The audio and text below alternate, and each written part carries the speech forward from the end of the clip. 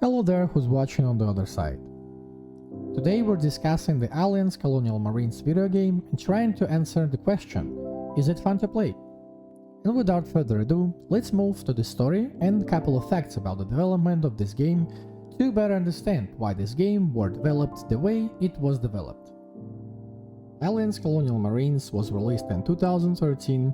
It's a first-person shooter developed by Gearbox Software and published by Sega for PlayStation 3, Windows and Xbox 360. The game events are set shortly after the events of the 1968 film titled Alien, which will become an iconic sci-fi film that started the great universe. Colonial Marines was developed over 6 years and suffered from several reboots of development cycles. Gearbox decided to focus on projects such as Duke Nukem Forever, which came out outdated due to development hell where it was for 10 years, and Borderlands 2, which will be a big hit actually. That was the reason that forced Gearbox to outsource a significant part of Colonial Marines to other studios. Colonial Marines sold more than 1 million copies in the United States and Europe, but received unfavorable reviews from critics, who criticized its technical problems, low-quality graphics, short length, and weak artificial intelligence of enemies. It is considered to be one of the worst video games ever made. However, the aesthetics was praised by some reviewers, which is one of the things you can't deny, especially in the first mission of the Stasis Interrupted DLC, which felt pretty much like a demo of the Alien Isolation game. We will discuss this mission a bit later.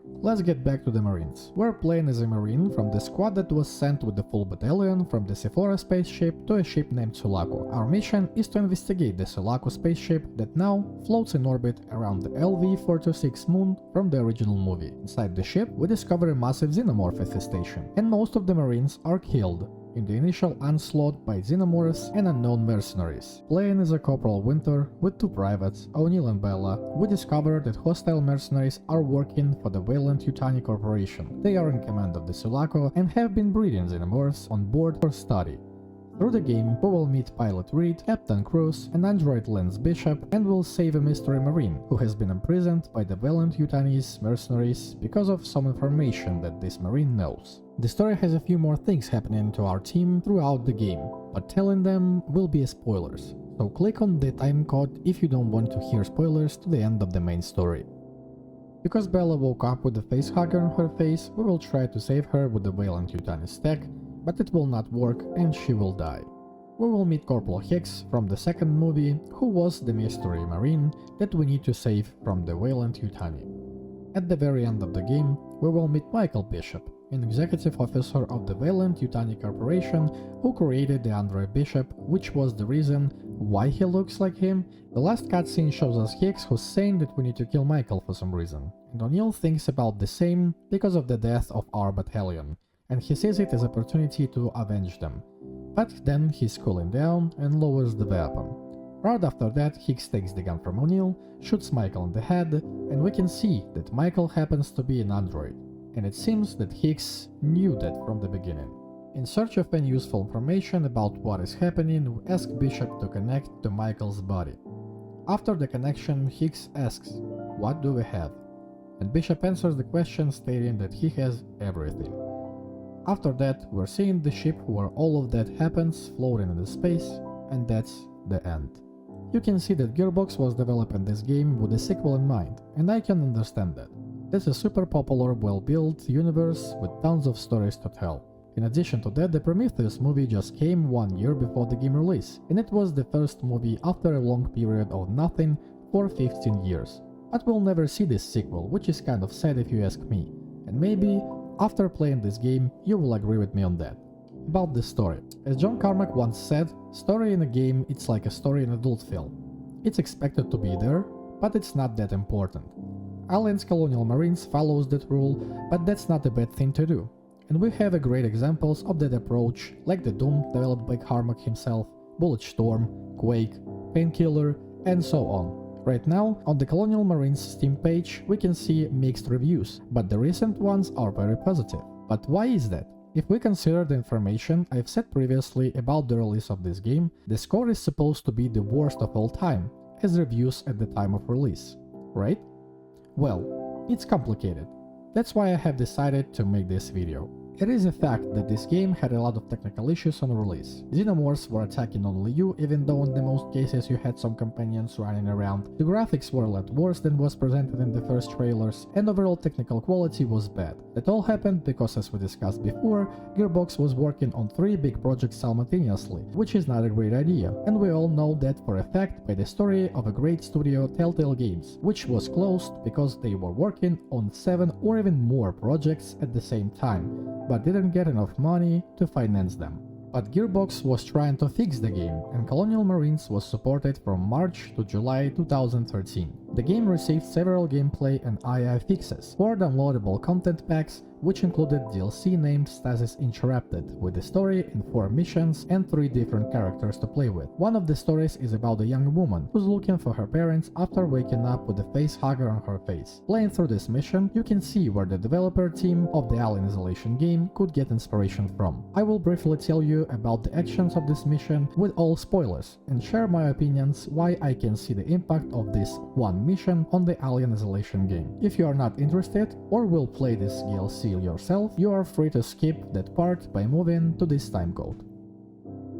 We're playing as a young woman who wakes up with a face hugger on her face, removes that and tries to find her parents. At first we can only hide, but after we pick up weapons to kill Wayland Yutani soldiers and xenomorphs. After we find out that the parents of our protagonist are dead, she decides to blow up the Hell Station. Fighting through a couple of rooms with the soldiers and aliens, we're getting to a mechanism to detonate the station, setting it off, and getting surrounded by xenomorphs. Our protagonist gets worse, she falls on her back, and Chestbuster breaks out of her, after which the station explodes.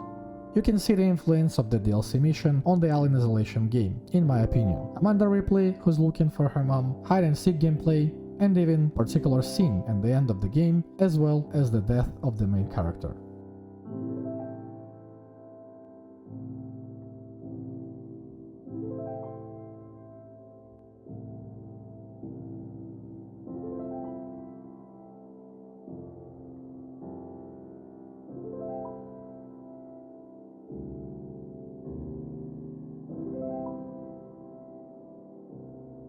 After those updates and included fixes, the game has become better. AI becomes smarter and a lot of bugs were fixed, but the game still was mediocre at best. And that's understandable, because in 2013 we had games like BioShock Infinite, Assassin's Creed Black Flag, Splinter Cell Blacklist, DMC, Battlefield 4, Last of Us, and a lot more and more good and great games that were stealing attention and money of players from the Gearbox and their project. With all those games, no wonder that Alien's Colonial Marines was receiving bad reviews. And I can say that I agree with a lot of arguments and opinions about this game. I mean guys, Rises 3 was released 1 week after, and it was a better game in all aspects. During the game, I felt that I was playing an old game, by how weapons felt, how movement felt, the story development, and the gameplay variants. But it wasn't a bad game. I liked the animation of all the interaction in this game, Tell's mission at the sewers, hiding and running between the cargo containers from the Xenomorph's queen, and of course hard as a nail Commander Captain Cruz, who can make tough decisions. And a lot more and more things and details that were put in this game by the development team. And by these little things you can see that the team was making this product with love for the Alien universe. I can see only an ambition game that didn't get enough attention or money because Gearbox or Sega's greed. But yeah, I can understand that being broken on the release, being short with the only 5 hours of the story, and being repetitive in some aspects of gameplay, it's a bad thing, right? Right?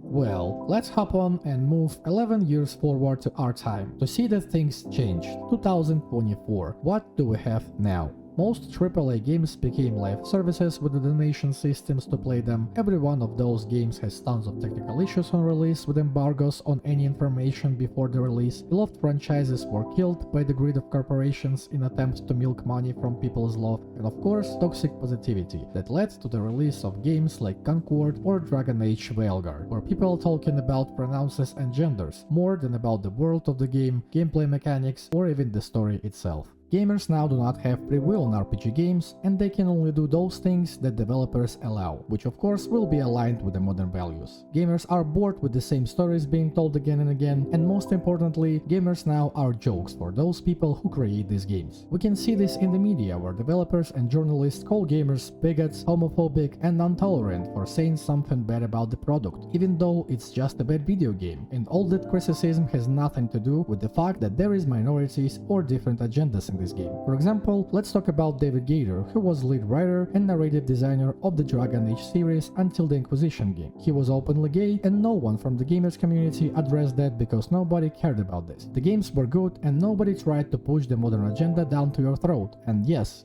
that's that simple. We love games because of stories, characters, mechanics, or even just visuals. We're not buying games because half of the company that developed them are bisexual or use some other pronouns different from others. We're not buying games to be told that all technical problems will be fixed and one day this game will become great. Playing through Colonial Marines, I was getting this feeling of something that I felt back in the day. I felt surrounded by the atmosphere of a great universe that I love. I felt that people were caring about how it will feel to play this game. I felt this game was developed to play it through and not only push some agendas or suck all my money out of me. And yes, this is not a perfect game. There are a lot of issues gameplay and story-wise, but this project had focus on things that were valuable back in 2013. Atmosphere, characters, little details for the fans, and the feeling that is exactly you, the Marine who's fighting xenomorphs right now and right here. Nowadays, when AAA games lose all that, move the focus from the gameplay, mechanics, story, and atmosphere to something else, that's exactly this time when games like Aliens Colonial Marines are lighting up, and you can see how good it is in comparison to the new era of games. So answering the question from the beginning of this video, is it fun to play? I will say yes, it is fun to play. My name is Max. I hope you liked this video. Follow me on Twitch, play good games, call your parents, and stay in touch. Until the next one.